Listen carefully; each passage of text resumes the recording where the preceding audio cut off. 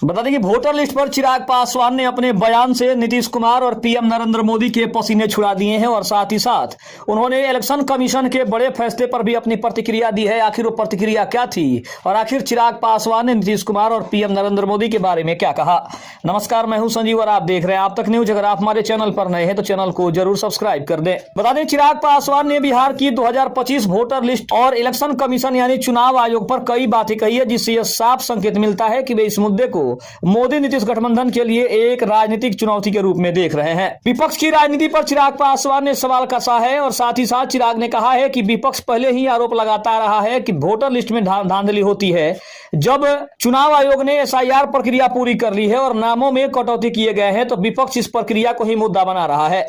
उन्होंने ये कहा कि आने वाले दशकों तक विपक्ष एसआईआर में कमियों को ढूंढता रहेगा। दूसरी उन्होंने बात कही है कि पासवान का कहना था कि यदि इस प्रक्रिया में कोई गलती हुई या सुधार की आवश्यकता है तो उसकी जिम्मेदारी चुनाव आयोग की होगी।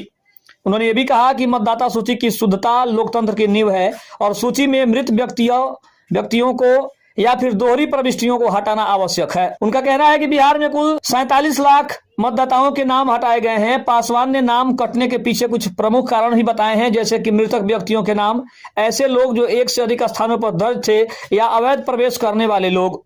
उन्होंने विपक्ष के आरोपों को वोट बैंक की राजनीति करार दिया और कहा कि उन्होंने कभी भी बिहारी नागरिकों को जाति, धर्म या श्रेणी में नहीं बांटा। साथ ही साथ उन्होंने नीतीश मोदी गठबंधन को चुनौती की भी संभावनाओं को देखा है। चिराग ने संकेत दिया है कि इस मतदाता सूची विवाद को लेकर विपक्ष को मुद्दा देने का इरादा हो सकता है। वे ये दिखाना चाहते हैं कि इसी और सरकार की प्रक्रिया पर सवाल उठाना स्वाभाविक है और इस पर आरोप प्रत्यारोप चुनावी माहौल को प्रभावित कर सकते हैं। उनके बयान से भी लगता है कि वे दावा करना चाह रहे हैं कि भाजपा नीतीश गठबंधन जितना भी मजबूत हो, इस तरह के विवाद उसके सामने एक बड़ी चुनौती बन सकते हैं। अब अगर देखा जाए तो इस बयान का राजनीतिक मतलब क्या हो सकता है, नैरेटिव सेट करना। चिराग यह प्रयास कर रहे हैं कि विपक्ष द्वारा इलेक्शन कमीशन पर लगाए जाने वाले आरोपों का प्राथमिक नियंत्रण लेकर उन्हें राजनीतिक बयानबाजी दिखाया जाए। इस तरह का सुरक्षित और केंद्र की भूमिका दिखाकर वे अपनी महत्व और दबदबा गठबंधन में बनाए रखना चाहेंगे।